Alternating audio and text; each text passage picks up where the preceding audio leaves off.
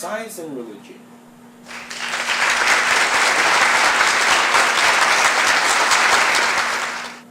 For thousands of years, man has asked the same question over and over again. Who holds the ultimate truth? Science or religion? Countless lives have been lost and vast amounts of blood have been shed over this ever so controversial and lingering query. Men of science for years have been studying all the facts that question the so-called miracles of God.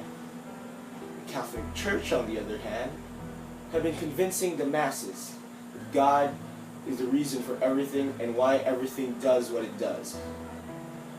But there are people who believe that religion and science can coexist in this world, that both the miracles of the divine and the breakthroughs of research are somehow working together to form this world as we see it now.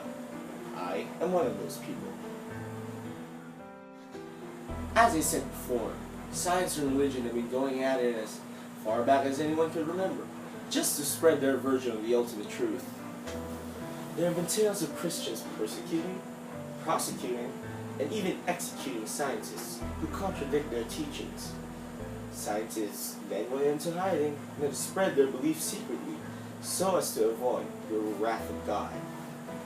Even today, Catholics and men of science are at each other's throats, more disciplined than before, just to spread their truth to the unenlightened.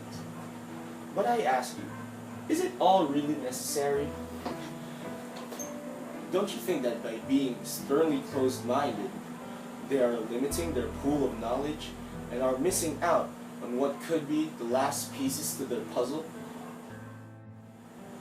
This age-old quarrel for dominance should be stopped, not just for peace among factions, but for an even greater purpose. We all know that both science and religion have their own viable explanations for everything. But we must all admit, no matter our standpoint, that there are plenty of holes as well. But what if the sealant that both sides are desperately trying to seek to ultimately solidify their version of the ultimate truth and disprove the other are in fact, and ironically, within each other? That the knowledge that both sides lack are on the other side of the fence. Science is all the facts, but no conclusion. Inversely, religion has its conclusion, but none of the facts. If somehow science and religion can resolve their conflict and join forces, we may finally find the ultimate truth that mankind has lost lives over and has been desperately trying to seek since as far back as anyone could even begin to recall. And maybe then, and only then, can humanity find a true concept of creation to work on, and this debate, as old as time, can be finally put to rest.